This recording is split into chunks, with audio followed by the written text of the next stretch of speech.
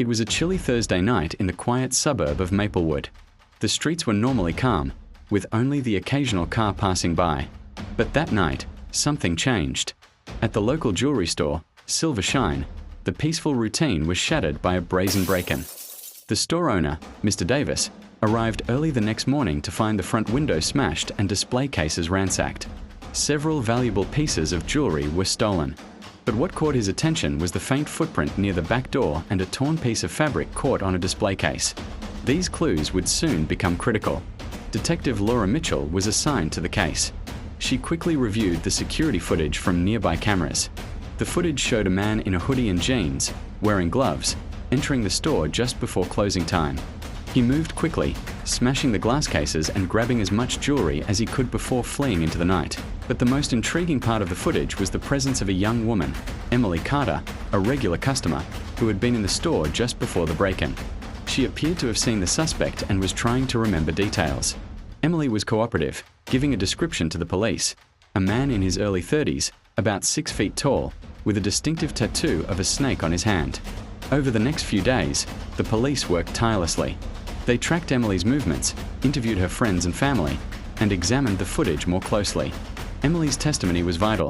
She'd seen the suspect's face clearly before he hurried away.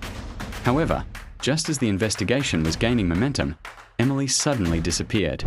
Her friends reported that she hadn't shown up for work or answered her phone. Her apartment was found ransacked, with some personal belongings missing. Her social media accounts showed no recent activity. Detective Mitchell grew suspicious. Why would Emily vanish right after witnessing a crime? Was she in danger? The police issued a public warning, urging anyone with information to come forward and warning residents to be cautious. Weeks went by with little progress until a tip from an anonymous source led officers to an abandoned warehouse on the outskirts of town. Inside, they found Emily, bound but alive, held captive by the suspect, who was identified as a local criminal named Marcus Reed, wanted for several burglaries. Reed had been trying to silence Emily because she had seen him in the act and could identify him. The case was a stark reminder of the risks witnesses face, especially when confronting dangerous criminals. It also highlighted the importance of community cooperation and vigilance.